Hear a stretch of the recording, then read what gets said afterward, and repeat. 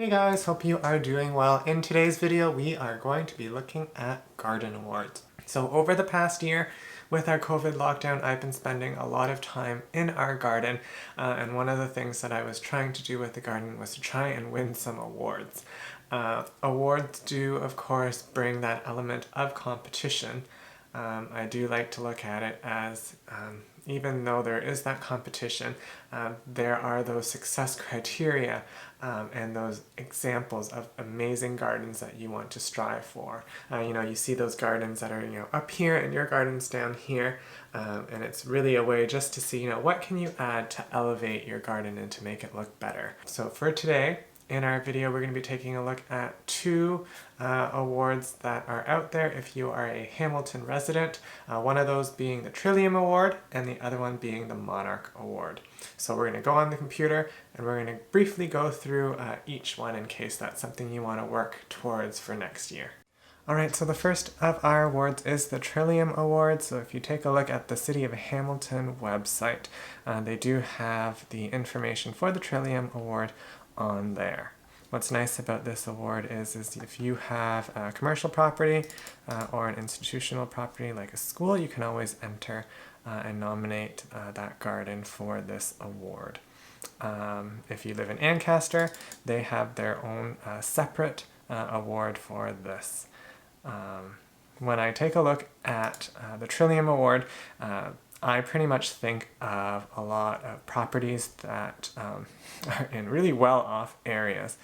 In order to nominate and win a Trillium Award, you really do need that manicured property.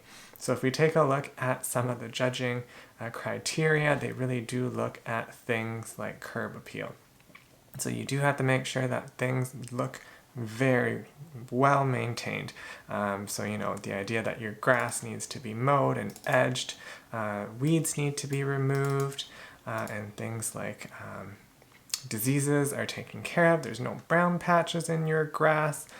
Everything pretty much looks perfect. Flowers are well maintained, everything is deadheaded. So really for this, you need to be really on top of your garden, making sure that everything looks picture perfect.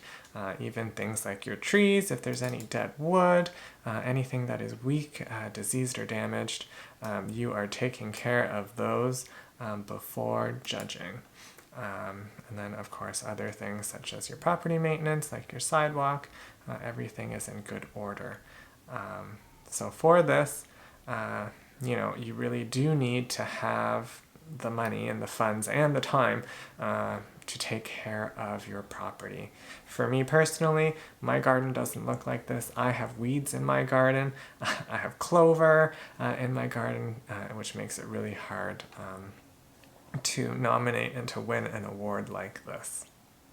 The other award, though, is the Monarch Award, and I like to think of the Monarch Award almost as the opposite of the Trillium Award.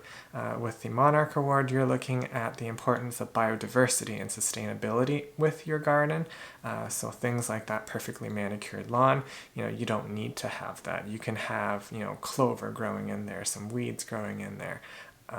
The idea is that you are creating that environment for a lot of critters to live in.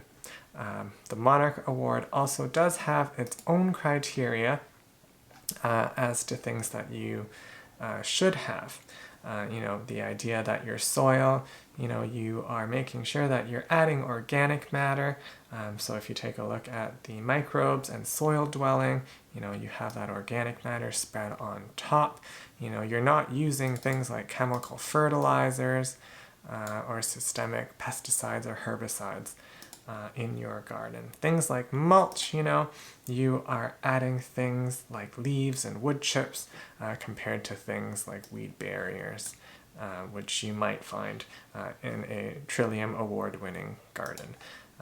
Not to say that they're completely separate, but there are some more clearly distinct differences between the two. With the plants, this is the important part.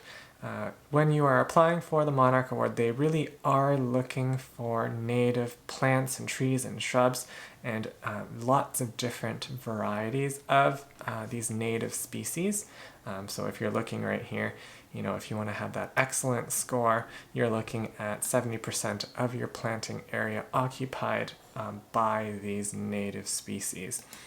You don't want to have a lot of non-native species. Invasive species are a big no-no for this judging criteria. If you continue down, things like water, you can look at how you're reusing a lot of the water, whether or not, it's things like rain barrels that you're using, or, more of a needs improvement, a watering system that is on a timer.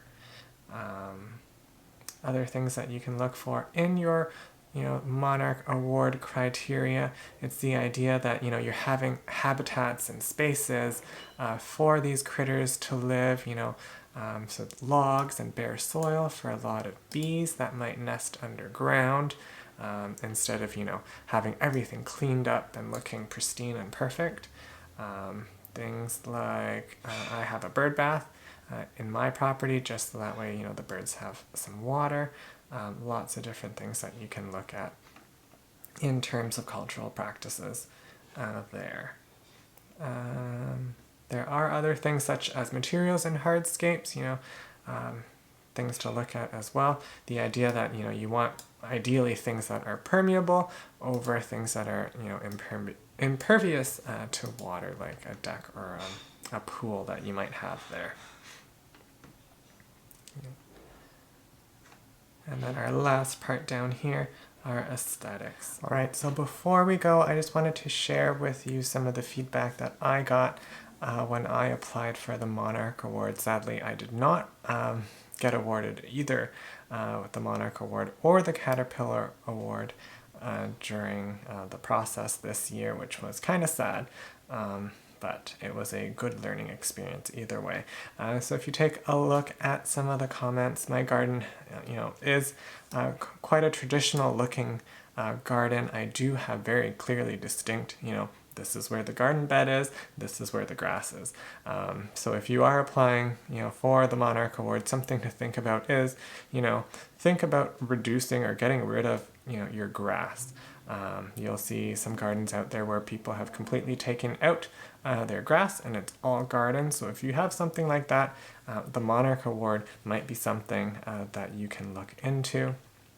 The other thing, a comment about the typical landscape. So my more clearly distinct beds versus, more of a wild flowing garden. I do have barberry bushes, which is something that they spoke about on there because it is considered invasive. Sadly, those were planted there when I arrived, and they're quite large.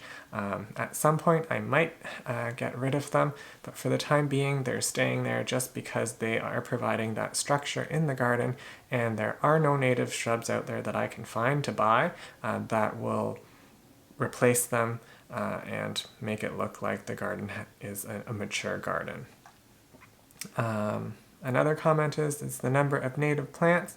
There's not enough, so I am adding more this coming year just to make sure that there is that diversity. I do have, pockets of native plants, but nowhere near that 70% mark on that chart that I showed you earlier. This comment was really nice. There's a lot of time and consideration into the landscape, which I really enjoyed hearing that comment because I do spend a lot of time in the garden trying to make sure that it looks nice and lush. But again, that my garden being a little too conventional and too traditional as to what it is or what it should be.